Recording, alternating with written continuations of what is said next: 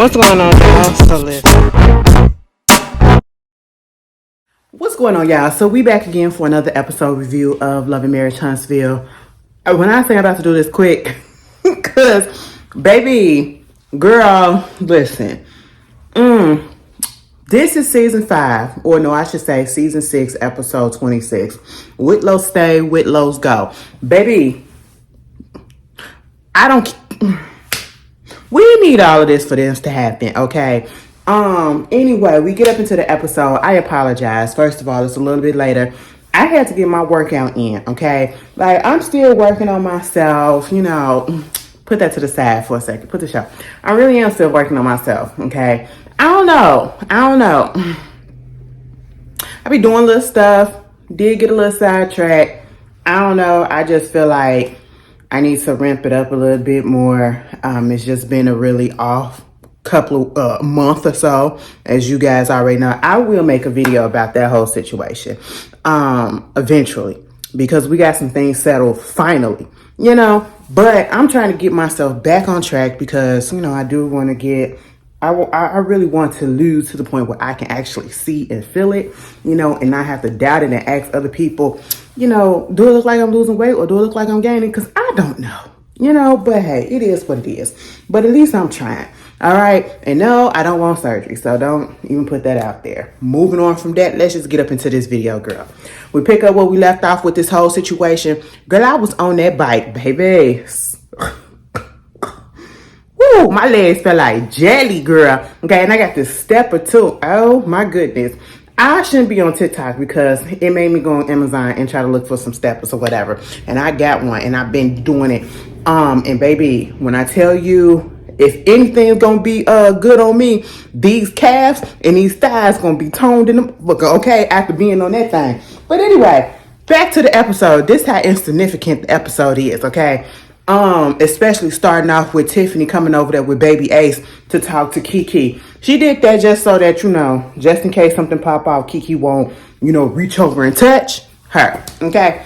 But at the end of the day, I'm not finna go through this whole thing because I just feel like, what's the point? Because of what happened at the end.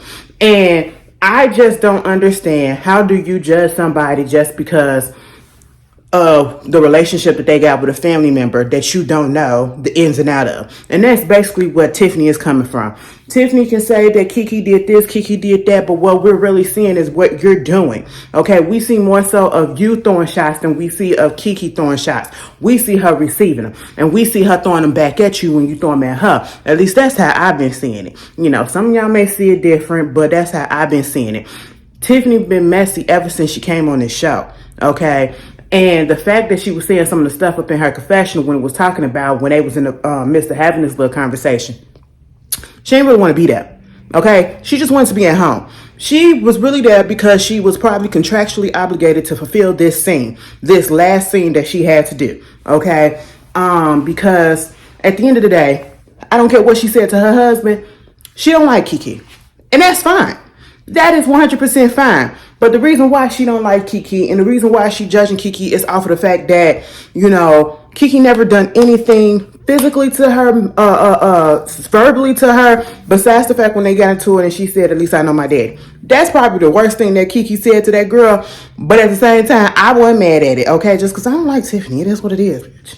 You know? But at the same time, Kiki ain't done nothing to that lady, all right?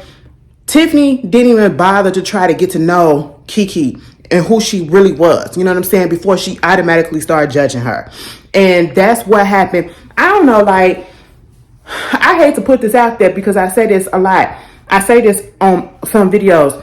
I like down to earth black folks. And then there are bougie black folks that really think that they are better than other black folks who don't come from the same circumstances that they come from, or who aren't in the same, you know, stature and class of life. Do I got something in my tea? Okay, though. Class of life or whatever, you know, economic status, all of that stuff. And Miss Tiffany, she's done that. She literally did that to Kiki. Because yes, Kiki probably is less financially stable, or not even less financially stable. She probably not as financially, you know, got a lot like everybody else. Okay, that's one. But, because I guess she looks like she's a little bit uncouth or whatever, but she's just as educated as everybody else.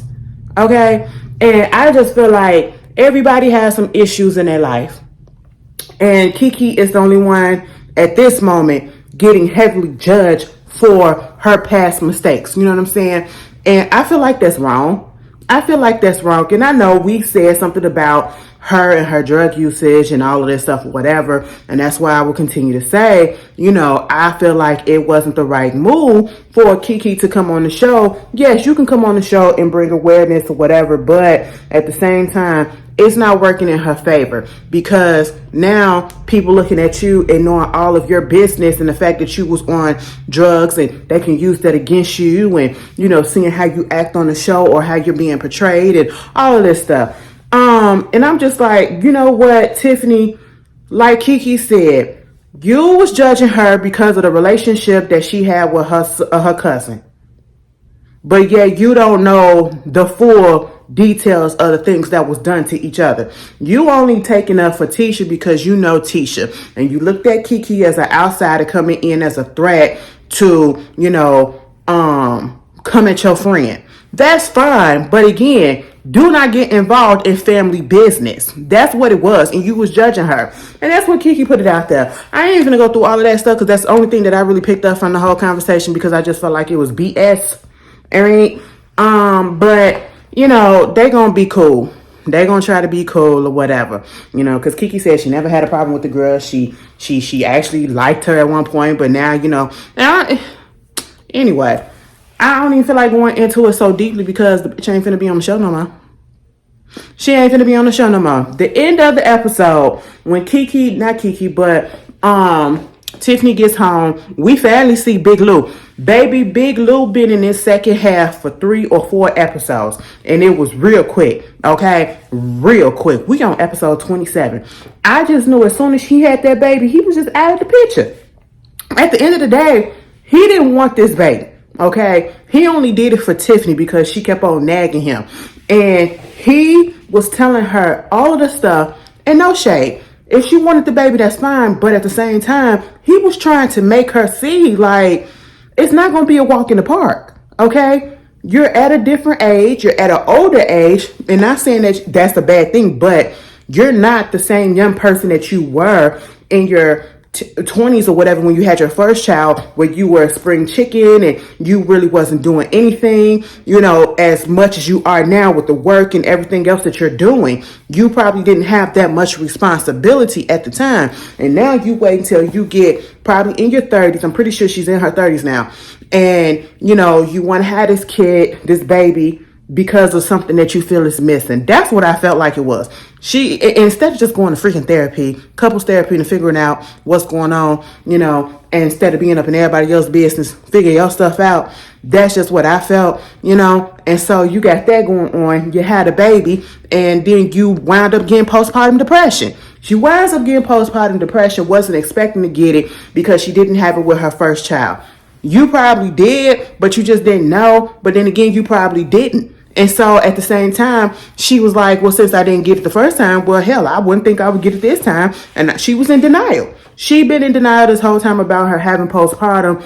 And, I felt bad for Big Lou a little bit, because if you are loving your spouse in your relationship, you don't want to see them suffering. And you can clearly, especially when they're not admitting it to themselves that they're suffering and there's nothing you can do about it, that hurts. That hurts so much, okay? And, that's just what it is, right? And so his whole thing is, why are we on this show? This show ain't adding nothing to our lives. Ever since they got on this show, no one truly liked them.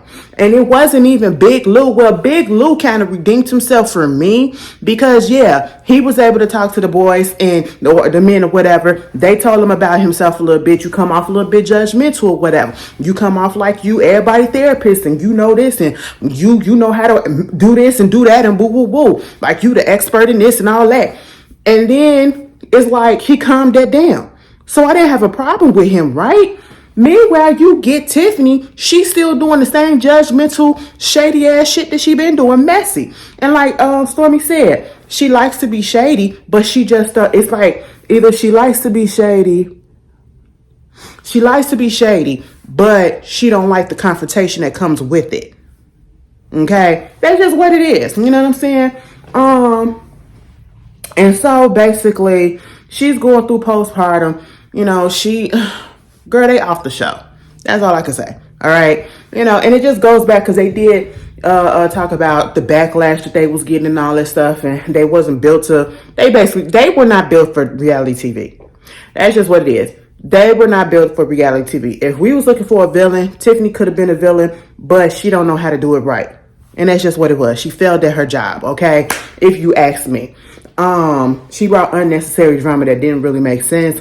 And then it goes back to when they was first on the show, in their first season at the reunion, and Carlos had the nerve to say, you know, some people, the fans are not open. You know, they so used to having things be the way that they were, so of course they're going to try to ice out and dislike the new people that come on or something like that. And I'm like, no, that's not what it is, because y'all saw how Nell and Chris became cast members. We was fine with them. They may be a little bit extra. We know somebody called Nell mommy dearest, bitch. I think that was my girl Tammy Talks. Girl, I said, child, I see that on her video. She said mommy dearest, and I said, you know what, maybe, but at the same time, we could tolerate them. I ain't got no problem with Neil and Chris. Most of us don't. Okay, we can point out some things that probably irked us about either or. You know what I'm saying? But for the most part, Neil is the bone carrier. She a little bit messy, but at least she's somewhat likable. Chris is likable. You know what I'm saying? They fit in. They fit in. I never got that Tiffany and Big Lou fit in. They never did, okay? And that's just what it is. It felt forced. That's why the people was not here for it. It just felt forced. So then, as she said, they're taking a pause, a break. Girl, they going off the show. We don't need them to come back. They ain't had no storyline. As soon as I seen that Big Lou was barely there on the show, I said, oh yeah, he's over it. He's over it, because it's not beneficial to him. It's not beneficial to her either. You know, so there's that. Moving on from that, speaking of Chris, oh, y'all, I gotta use the bathroom. I gotta pee so, but I don't want to stop the video. And I'm gonna be alright, girl. Cause I drunk and I'm back to drinking my water more consistently. Oh my goodness, and I just that feeling when you gotta go to the bathroom because you drink so much water. Jesus Christ. But anyway, Chris, you know, he went over there to talk to Martell. Martell, I just had eye surgery. He was like, what's wrong with your eyes? Why you got them sunglasses on? Oh, because I just had some eye surgery. Got surgeries on my eyes. I said, no, you just got them bags removed. That's it. All right. Your eyes didn't get touched, baby. Okay, that's just what it was. You had a little vanity situation, cosmetic situation, elective surgery situation. It wasn't important, but you went on ahead and got it, you know. And basically, Chris just glad that the nigga is out of his house. And I said, that's fine, so he can properly put it on the market. I said, now, one moment it was on the market, one moment it was sold, next moment is I can properly put it on. Girl, whatever, any, meeny, miny, moe it, okay?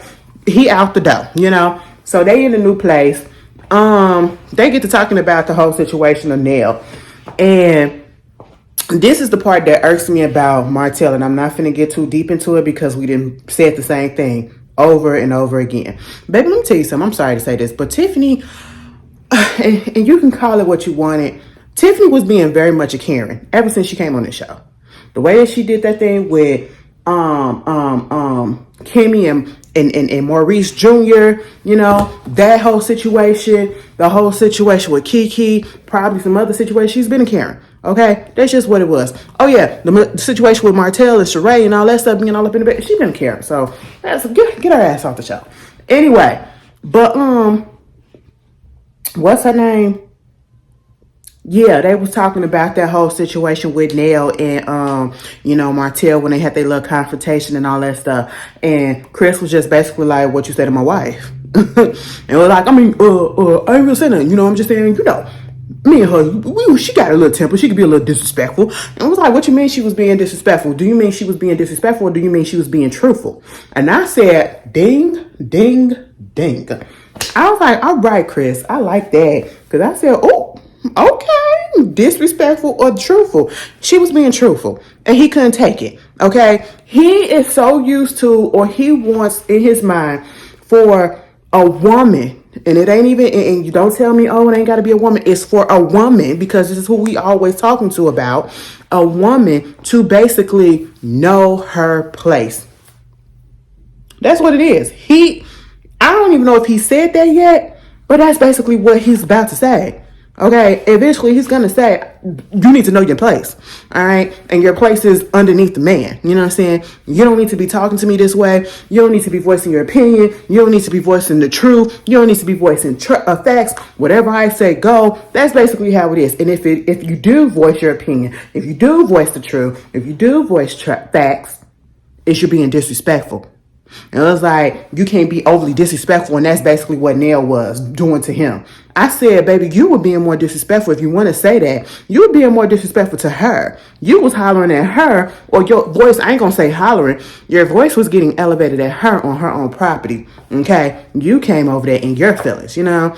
And hey, it is what it is. She gave you a heads up that she was going to a naming ceremony for your ex, and just to let you know. And that goes to show that she still do care about you regardless. She still care about you, because if she did it, or if she did feel like, I can understand what you're saying, that she probably people picking a side would have been if she didn't tell you nothing. Because technically speaking, she didn't have to tell you anything, but she let you know. So for you to sit there and to be like, oh, I feel like y'all picking a side because y'all went to the naming ceremony. And then for him to be up in a confessional talk about something, okay, so Mel changed her name back to Rogers or whatever it is. I mean, that ain't nothing. It ain't. I said, why are you putting down her last name?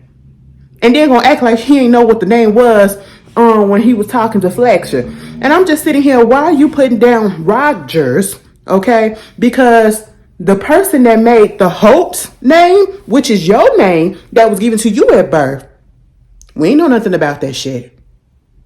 The person that actually made it pop, if you want to be 100% true and real about it, was Melody. And that's why you want her to keep your name. That's why you in your feelings. Because she brings more positive attention to that name than you at the moment. Because every time somebody says something about a Martell Holt, we're going to talk about the fact that you cheated, the fact that you had got this woman pregnant multiple times, and, you know, allegedly to her, you had her get multiple abortions, and then you finally had a baby with her, and then, you know, your wife finally broke up with you, okay? You're dating Sheree. Nothing positive. We're not talking about your business. We're not talking about your work. Oh, if you want to go to the work, it took you forever to get a builder's license if you got that now, okay? You've been scrunching, you've been scrambling. It's all negative when it comes to you and that last name. Baby, I want to get away from it too, okay? At the end of the day, he ain't going to say something. I said, he was like, it's like she just trying to finally, you know, put the nail in the coffin and you know, have nothing between us. Ding, ding, ding. It ain't that hard to understand, boo-boo. But the whole situation about her being disrespectful, Nell being disrespectful to him, and, you know, I'm going to talk to you any type of way. I don't care who it is. If you being disrespectful, I'm going to say what I got to say. I said, that woman was not being disrespectful to you in any way.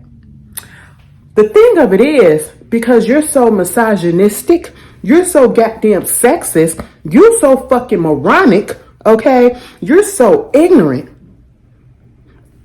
And you're a liar. So of course it will sound that way when somebody's just, you know, giving you the truth that you don't want to hear. All right. And every time somebody bring up something or whatever, you want to bring up the fact that, well, Mel, she cheated with a whole bunch of men too. Where are these men at? And how come nobody found them yet?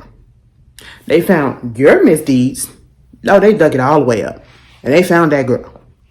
And they put her out there. But where at all these seasons that you said that lady cheated with multiple men, where is at least one? So stop it. We're not even buying it. All right. Moving on from that, Chris had a little conversation with Chris Jr. and basically realized Chris Jr. depressed as hell. And I was seeing that too. When he was talking about how, you know, he ain't want to be around none of them motherfuckers. Okay, he ain't want to be around none of them after that whole dinner, and I'm just sitting here like, sir, your mama was right though. If she foot the bill to get your dog a bill that she probably wasn't even ready for, or was in her budget to pay for, but she did it out the kindness of her heart because she loved you and she didn't want your dogs to suffer. Went on ahead and they foot that bill to get them dogs medically treated and all that stuff, and to bail you out. The least you could do is start making for some effort or whatever to pay her back. I don't see nothing wrong with that. Okay, you can't just coast through life. You can't coast through life without consequences when you do stupid things, okay? And so, yeah, he hasn't spoken to her in a while, hasn't spoken to anybody in a while, actually.